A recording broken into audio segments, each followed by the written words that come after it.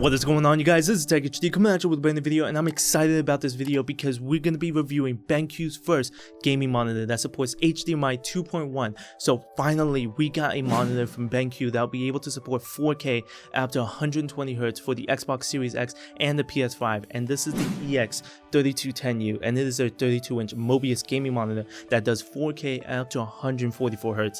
It has a 1 millisecond MPRT response time. It is display HDR 600 certified, and there is much more about this monitor. Benq really didn't hold back with this monitor, so let's dive in, take a look at what it all comes with, talk about the specs and features, show you guys some example footage, and then I'll give you guys my overall thoughts. So taking a look at what we get in the box, we got the quick start guide, the base, the arm, the backplate cover, the remote, the AC/DC adapter, the power cord, a display port cable, an HDMI 2.1 cable, and a USB 3.0 Type A to Type B cable. Taking a look at the ports, we got the power port, 2 HDMI 2.1 ports, a DisplayPort version 1.4, a headphone port, a USB Type B upstream port, and 4 USB 3.0 downstream ports. On the bottom there's a power button, the 5-key navigator, and one button for the input, and a second one to mute the built-in microphone, and we'll get into that in a little bit. On the front there is a 2-channel built-in speaker and the ambient light sensor in the middle. You also have the HDRi button on the bottom right, and lastly there is a 5-watt subwoofer on the back. Now installing the base and arm is very easy like always. The arm just clicks in place and can be easily removed by pressing the button. The monitor is also VESA mount compatible, and to attach the base with the arm is just with a simple thumb screw. No tools are required, and the backplate cover just clicks in place as well, and the arm has a hole to route the cables to keep everything organized. So taking a look at the specs, this is a 32-inch IPS panel that has local dimming, the first on a Mobius monitor. It supports 4K at up to 144Hz due to it having HDMI 2.1 and has a PPI of 138. It supports HDR10 and is display HDR 600 certified. It has an average brightness of 300 nits but has a peak brightness of 600 nits in HDR. It has a 1 millisecond MPRT response time and 2 millisecond gray to gray, and supports AMD FreeSync Premium Pro. And lastly, it has a 98% P3 and a 99% Adobe RGB color accuracy. All of these and more, and the EX3210U is retailing for $1099. So first, let's talk about the audio quality with the built-in 2.1 channel speakers. If you're familiar with the Mobius monitors, you know that most of them are paired with Trevolo audio to improve the treble, mid-range, and bass. The same thing goes with the EX3210U, but the audio is also powered by Bon Jovi's DPS technology to augment depth, clarity, bass definition, presence, and enhanced stereo field imaging. And I have to say, these are one of the best sounding speakers on a monitor that I've ever tested, and it works great with story mode games, but also works great with movies and other genres of gaming. The monitor has 5 audio presets, which are FPS, cinema, racing games, sports games, and pop/live. So let's have a listen and do some audio tests and hear how the presets affect the audio. Now keep in mind, if the built-in speakers don't interest you, then you could just simply skip this part of the video by using the timeline in the description. I like to do these tests for the selected group of people that really care about built-in speakers on the monitors, so make sure to listen with headphones. Only 4 enemies remain. You know what to do.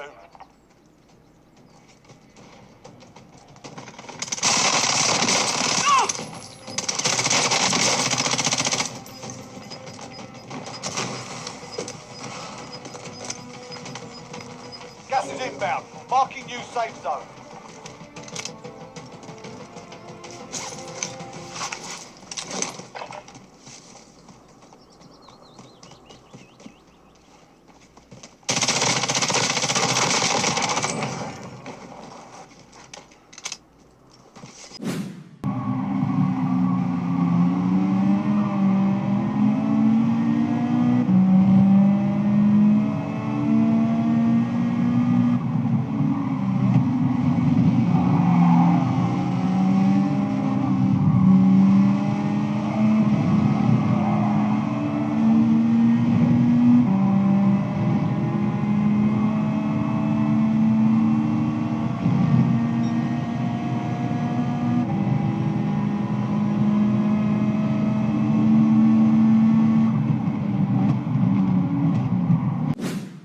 And watch him go off. Here's Curry, following the score by Dallas. Thompson outside.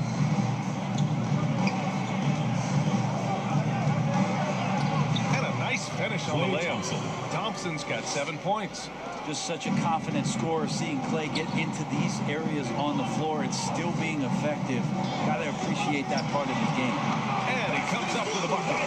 Easy look when the defender isn't fighting over the screen. And the coach over there just asking for one simple thing, and that's some effort. Got burned on that one. Now here's Curry. You break the rules. Look out!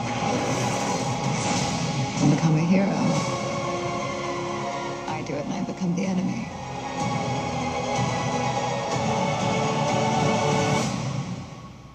It doesn't seem fair.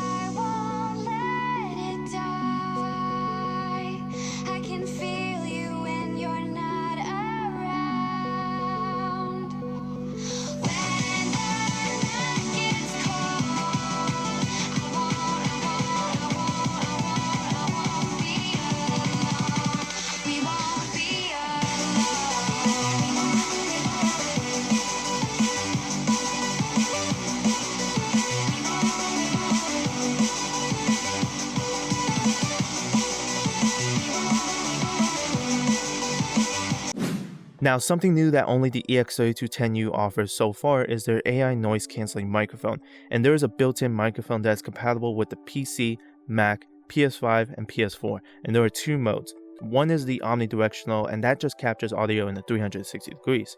But the major one that I'm curious to try out is their private mode, and what it does is it picks up only what's in front of the monitor, but also uses AI deep learning to filter ambient noises like the clicking of a keyboard and the fans on the PC. So let's test both of these modes out and see how they perform. You guys, so now what you're hearing is directly from the EX3210U. I have the microphone set to the omnidirectional setting, and then we are recording straight from my computer. And basically the settings that I have that best suited as far as like peaking and all that and quality is I have the polar pattern set to omnidirectional. We're going to set it to private mode in a second. But I have my sensitivity set all the way to 1, and I have my noise cancellation all the way to the maximum, which is 3. And in the settings in the computer, I have my microphone set to about 80 to 85%. And then that was the best when it came to having my audio be very clear and stuff like that. If I go any higher, that's when I start to peak and stuff. And when I go lower, it's going to be way too silent. But let me know what you guys think of the audio as far as from test goes. This isn't the best microphone. It's definitely not the best route to go with. It's more of a last resort if you don't have a headset or anything like that. But this is how the omnidirectional sounds like. So now we're going to switch over to the private mode, and you guys could let me know what you guys think of the audio. But now we're going to the private mode, and so omnidirectional picked up a whole 360. Now what you're hearing is the private mode, where it focuses directly what's in front of it, blocks out the sides and the back. And as far as noise cancellation goes, it's doing a really good job in my opinion from the test that I've done, because I have my PC right here, right next to the monitor, and as far as like suppressing the fans, has been doing a really good job when it came to that. So I have the noise cancellation set to about 3. So if we were to do a little test real quick, and if we go from 3 all the way to 0, you guys should be hearing now a lot more of the noise from the PC fan, as well as if I'm also clicking on my keyboard, stuff like that. You guys definitely hear that. But if we go to 3, it should be suppressing it a lot more, and I'm still talking. So let me know what you guys think, how it sounds like. And of course, the computer's doing a lot more work when it comes to noise canceling it while I'm speaking and while stuff is going on in the background as well. So that is basically how the noise cancellation goes. And sensitivity, you know, I don't mess with that at all. I keep that at the lowest, which was 1. And now let me show you guys another test that I want to show you guys is if I'm playing stuff and through the monitor. So basically, as far as like playing a video game, or if I'm listening to music or stuff like that, how is it when it comes to suppressing and not catching what I'm listening to whenever I'm talking? And so far, it does a really good job when it comes to noise canceling that portion. but at the same time it's doing a lot more work when it comes to canceling that out, at the same time getting my own voice, so my voice gets really suppressed and it's very difficult to hear. So I'm gonna play some music right now. Alright, so I have the audio going right now. I'm playing music. Let me know what you guys think of the audio. And I'm trying to speak a little bit louder, see how well that goes. And hopefully the computer, the monitor is doing a really good job. I hope so. But let me know what you guys think of this audio. But definitely there is, I have the noise cancellation set to 3, and that polar panel set to private mode. Nothing has been changed for the most part. I'm just playing music in the background. Alright, so now I pause the music, and so that is basically the audio test as far as the built-in AI noise canceling microphone on the EX3210U. Let me know what you guys think. If you guys would use this microphone, I'm going to listen back to it, of course, and I'm going to give you guys my overall thoughts on this microphone. Now let's finally get into the video quality. First, let's talk about the HDRi. There are 3 modes: Game HDRi, Cinema HDRi, and Display HDR. And for those of you guys that aren't aware, HDRi combines both HDR and Brightness Intelligence Plus to give you both the best contrast and colors and details, so nothing is overexposed and too dark. You can see the detail in both the bright and dark areas and have vivid colors. Brightness Intelligence Plus automatically dims and brightens the screen depending on the environment by using the ambient light sensor, and you can see the icon on the bottom right when it's being used. So let's take a look at some example footage and see how the HDRi performs.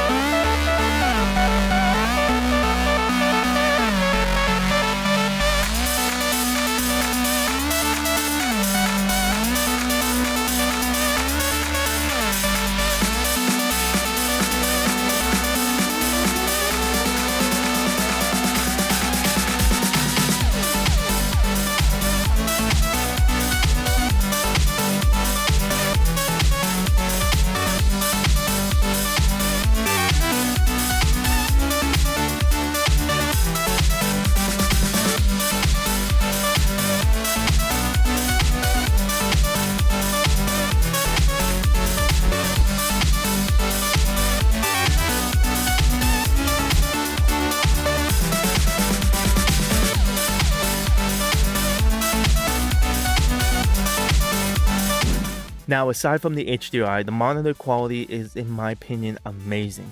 Beautiful 4K resolution paired with local dimming IPS panel. Playing story-driven games looks amazing, and if you want to get into fast-paced games like Call of Duty and Apex, then you got that 1 millisecond response time with a refresh rate that could go up to 144 Hz. In my testing, I've come to really like the display quality for not just gaming, but also watching movies. The colors and contrast looks great, and paired with the HDR and built-in speakers, this is a great choice to go with. So my overall thoughts on the EX3210U is this monitor surpasses all my expectations, and I think this is an amazing monitor and the best one that you could buy if you own an Xbox Series X, PS5, or a gaming PC and you want to take advantage of that 4K 120Hz because of the Hdmi 2.1. The appearance of the monitor is clean, and I personally like the white backplate. It matches the PS5 nicely, and I like that you could customize the RGB to 9 different colors, along with up to 6 different effects like single, breath, spectrum, countdown, and you could go from 30, 60, 120 seconds, and infinite. There's also Morse code, and you have 5 options like win, go, love, peace, and SOS. And lastly, there is the scenario, so it'll change whether the monitor is set to game, cinema, and standard. So you have a good amount of flexibility to customize your monitor to match your setup. I love the 4K at 144 Hz, and you get both the best quality along with paired with the smooth motion, and you can take advantage of your game's performance and quality. Playing games on my Xbox and PS5 has been amazing, and I've been streaming with this monitor and testing it out, and it has been honestly unreal. Playing games like Dying Light 2, I'm able to see the beautiful scenery. Everything is nice and detailed. Also, playing fast-paced games like Apex and Call of Duty, I'm able to take advantage of that high refresh rate and benefit from the high resolution. This monitor also has a 1 millisecond response time, so it's perfect for those fast-paced games like FPS. You can see in my Xbox settings, the EX3210U supports everything minus Dolby Vision, which is great to see from a monitor, finally having HDMI 2.1. The same thing goes with the PS5. Not only that, but this monitor has a 98% P3 color accurate and supports HDR10. The colors and contrast looks amazing with games that supports HDR. If you already own a Mobius monitor, then you're familiar with their HDRi technology, and the EX3210U is no exception, except that this is the only one that supports display HDR 600, and when you have it enabled, there is a new setting called backlight control, and that is for the local dimming, and it is a significant improvement. Doing some tests with the local dimming on and off, you can easily see that there is some light bleeding in the corners when it's disabled. But when you enable it, most of that is gone, and all you see is a light coming from the bottom, traveling and moving with the subject like a ball, for example.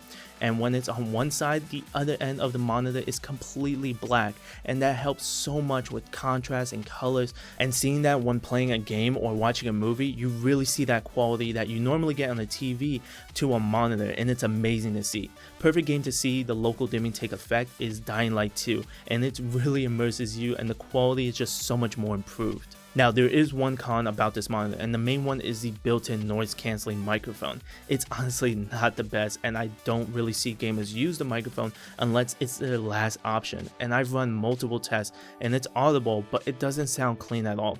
It even gets worse when you start to play a game and you're talking to your teammates, because the noise cancellation is working even more to not catch the audio coming out of the speakers. It does a great job in canceling the audio from the speakers or from the fans from my PC case or the clicking of my keyboard, but at the same time it makes my voice sound even worse. And you heard the audio test, it doesn't sound good, and I personally don't see anyone using this feature and just having to disable it, and most of the time you're using headphones if you want to talk to your friends. And the thing is that I don't want Benq to focus so much on something that no one is really going to use, and they could be focusing on something else to improve on the monitor. Lastly is the size of the monitor and the price. It is a 32-inch monitor, which is not a bad thing, but I know most gamers play on a 27-inch monitor, including myself, and has a 2 to 3 monitor setup. I feel like that's the standard monitor size is a 27-inch, and so I know a lot of you guys will be asking for a 27-inch model, including myself, so I could put in my main setup. And of course, the last thing is the price. Yes, this monitor costs $1,100, which is insane of a price for a monitor, and costs more than technically the Xbox Series X and the PS5 combined, and even some PCs.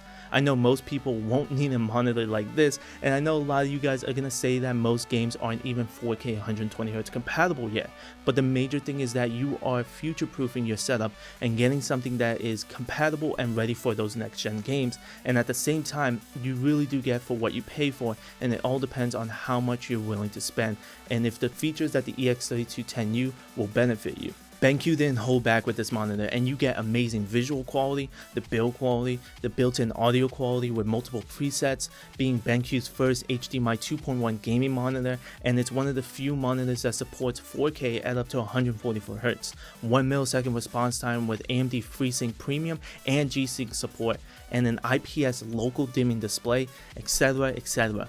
Hopefully the 27-inch model will be much more cheaper. But there you guys have it. That is my review of the EX3210U. Let me know what you guys think down in the comments below, and I do have a question for you guys. Do you care if a gaming monitor has a built-in speakers along with a microphone?